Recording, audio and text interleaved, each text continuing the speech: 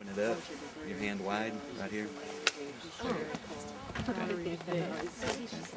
Corbett? I think so. You're going to basically move both hands out right here and then just let Can go. we do it again? Okay, you ready? One. I think I'm They're the only birds of prey in the world that hunt in a group, so they're kind of like a pack of wolves. This is a little male. The female's much, much bigger than a red tail there. And in the wild, they hunt in groups of from 5 to 15, and they hunt monkeys and all kinds of big. Wow. Awesome. And so, but the harris hawk is one of the falconer's main choices of birds because all the rest of those birds are loners, and I can fly them, but they're using me at that point. The bird is basically as a dog. You know, I'm the one that jumps game for them. With the harris hawks, you can get a little bit more out of that because you're part of the pack then as far as they, get to thinking, and they're harder to lose. Even a good falconer, sometimes you'll break out a bird. It could be a $10,000 bird, and on any given day you whip him out and he may just take off to parts unknown. And that's falconry. Look, girl. This is a little male harris hawk. He's a good boy. And now, was he migrating? Or? No, he's banded. Y'all see this band? Yeah. It says property of U.S. Fish and Wildlife Service. You have to do that when you make one captive born. It automatically, immediately becomes government property. I've never understood how that works. Y'all want to pet him? No bird ever likes to be touched anywhere on their wings or their tails because that's their flat surface, but they don't mind if you pet their chest. Come on. No, are you scared? It's not gonna look. It hasn't bit anybody yet. He's harmless. Look, he kissed it. But I kiss alligators, mountain lions, and everything else, so don't just take that as me. For 10,000 years, only emperors and kings could hold some birds, on their fists and all, but yeah, you may never get to pet another harris hawk again ever.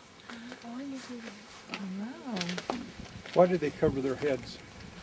The hood keeps them from, while I'm carrying him around, like if he sees somebody's chicken or something, from attacking things that you're not wanting them to attack yet, and keeps them calmer. But normally the hoods are only used on falcons because they're so high strung. I've never hooded a hawk other than any reason because it looks cool. But for thousands of years before there was archery or guns, they hunted with birds, and birds, kept us alive probably through the dark ages. And if you wanted to eat duck and pheasant and quail and all that good stuff, which everybody did because there wasn't much to eat back then. They didn't have Walmart, so you had to go hunt it. And so fowl, ducks and geese and all were the favorite, and the only way to catch them was birds. And they're very good at it. They're highly underestimated. So I have several people here today that saw hawks catch crows for the first time, and what'd y'all think? It's fairly easy, right? No. Right, it's very hard. A lot of people think, oh, well, that bird's life out there in the wild is very, very tough. And 80% is a huge number, do not make it through their very first winter. But y'all ever notice right before it gets cold and a cold front comes, you see all the animals moving around and everything trying to get something to eat? Remember how right before it got cold, they emptied Papa's bird feeder like that? Yeah, that's because a bird, since he's a flying creature, if you take a 2-people airplane and put 10 people on it, do you think it can get off the ground? No, it can't, right? Because it's designed to carry a certain load under the wings and the tail that it has. Well, a bird works the same way. So if he's full, if he's just caught and ate a rabbit, he can't then fly down and catch another rabbit, And so if he catches a rabbit and eats it, he don't have to catch anything for probably 14 days. Doesn't have to eat it all. All right, when he gets back to that point and when he's capable of catching game again, he's got to catch something that day or he'll starve to death. So he's got a 1-day window, which he's at perfection. When he's not at that weight, he can possibly catch easy stuff or cripple game, but to catch a live, healthy prey animal, he has to be at that weight. And so if it happens to be snowing that day or sleeting or an ice storm, that's why you have that big crash down of all the juveniles, because they don't understand, I can feel there's a front coming in, so I have to prepare for it, and those adults have got that down. How often are they successful? One in 5. 1 in 5? Yeah. And that's probably with an adult. It's probably 1 in 7, maybe 8 on juveniles until they get some experience. And so it's all about experience and knowing what the prey they're chasing may, that rabbit or whatever they're fixing to hit, has the opportunity just like a human to do absolutely anything at any time. So it takes a while to develop a pattern of what he thinks he's going to do. And you know, when they go whipping in at something like that, the last instant before they get there, that animal could jump or flatten out straight on the ground. There's all kinds of things, you know, and after time they just get better at catching. And but it's always tough out there for something that you can imagine having to be perfect all the time. That makes me feel better when I have a less than 20% success rate when I'm out hunting, because my life doesn't depend on it. That's it. Kind of ups the stakes when your life You know, depends. and 1 in 5 for a human hunter would be very good. Yeah. You know. How do you teach them to catch the prey and bring it back to you?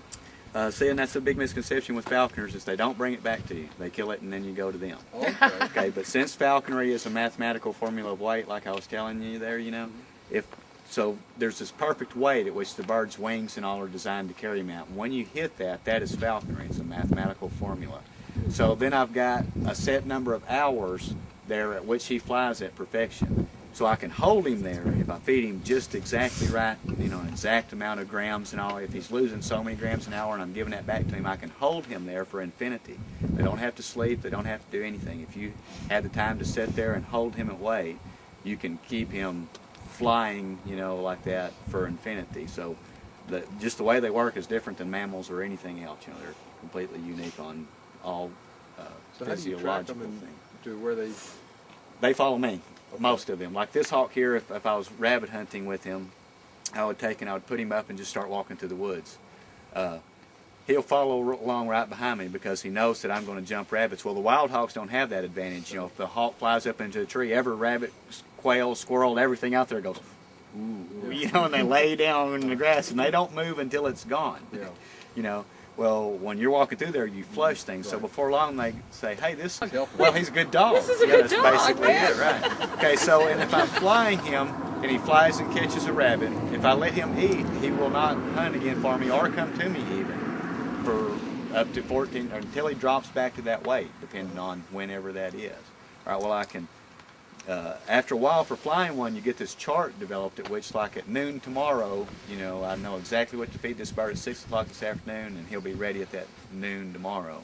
And so you develop this chart with them after a while. But when you start doing that, that's when you really realize how crucial the weather and all does play a role, because it's just really chance that day that he comes to that weight, and if it just happens to be inclement weather, you know, that being a possibility as a killing factor, you know, is huge too. So only with age, and once a bird is 5 years old, they have an 80% chance of living to be 20, 30, 40, or 50 or more. So it's the first 5 years, you know, and then they've got it pretty much figured out after So that. Tommy, if you have to take the food from him so he doesn't eat it, how do you get to him to keep him from eating it? That's a good question. So when he catches the game, he's struggling with it because it's normally a crow or something like that, you know, so you normally have time to get there. And then I can take a piece of meat the size of an M&M or so, about like this, and he'll trade me that rabbit or that squirrel or whatever for that.